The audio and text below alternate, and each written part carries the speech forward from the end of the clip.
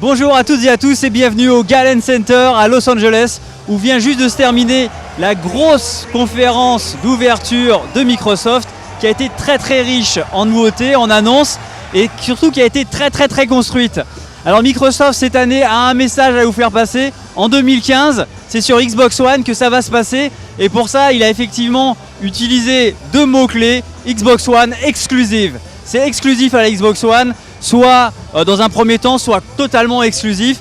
Et il a listé effectivement pas mal de jeux avec Halo 5 Guardians qui a l'air absolument somptueux, qui est très impressionnant graphiquement, qui au niveau du gameplay a l'air très nerveux avec des nouveautés, notamment un système de pseudo-charge au sol avec la possibilité de créer une onde de choc.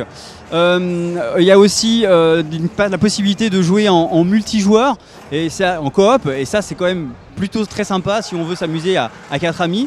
Et puis on va dire notre petit coup de cœur aussi en annonce de gros blockbuster qui est une exclue Xbox One et PC, c'est le nouveau Tomb Raider, le Rise of the Tomb Raider, qui continue là où avait commencé Crystal Dynamics il y a quelques années, où on continue à suivre la progression, la transformation de Lara Croft en Tomb Raider tel qu'on l'a découvert il y a quelques années, quelques dizaines d'années dans les premiers Tomb Raider. Donc vraiment des jeux qui sont très beaux, où la belle Lara est pas du tout ménagée, elle saute dans tous les sens, elle se prend des coups, elle est pendue par les pieds, enfin bref il lui arrive des tas d'aventures et ça sera absolument incroyable a priori d'y jouer manette en main.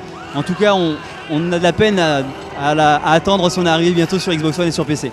Il y a évidemment des titres qui vont arriver un peu plus tard, en 2016, notamment des jeux très indépendants, et puis aussi un Gears 4, un nouveau Gears of War, une sorte de reboot puisqu'on se retrouve aux origines de ce qui s'est passé, de comment les Locust ont pris le contrôle du monde. Donc on va voir ça en 2016, c'est plus tard. Microsoft assure quand même la suite, mais il y a eu aussi pas mal de nouveautés matérielles lors de cette conférence. Deux grosses nouveautés matérielles à bien retenir. Tout d'abord une nouvelle manette qui est appelée Controller Elite, qui est en gros conçue pour être plus précis quand on joue, avec des nouvelles gâchettes sur le corps de la manette, des gâchettes plus précises et aussi des sticks qu'on peut changer selon les jeux auxquels on va jouer. Selon qu'on joue à un FPS ou un jeu de baston, on n'a pas besoin des mêmes sensations, pas besoin de la même précision, pas besoin de la même ressenti au niveau du pouce notamment. Donc vraiment une manette très haut de gamme, vraiment pour les joueurs acharnés sur Xbox One.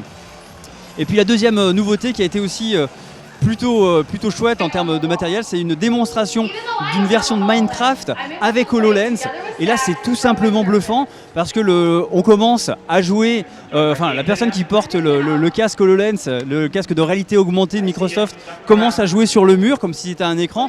Jusque là bon c'est impressionnant mais c'est assez classique.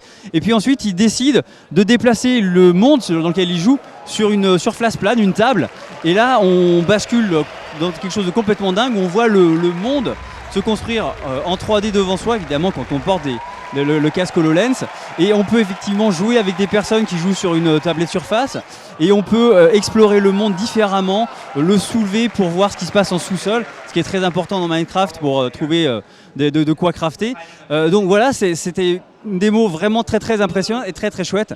Et évidemment le gros morceau, on vous le garde pour la fin, c'est une annonce qu'on attendait et on espérait depuis un moment et qui était un peu mise dans les cartons apparemment, mais qui sort enfin maintenant. C'est la rétrocompatibilité des jeux 360 avec la Xbox One. Alors on n'a pas encore beaucoup de détails, mais de ce qu'on croit avoir compris, en fait il suffit de mettre le jeu qu'on a Xbox 360 dans la Xbox One et ensuite tout se passera via le Xbox Live en ligne et on pourra accéder à ce jeu s'il fait partie du catalogue supporté dans un premier temps.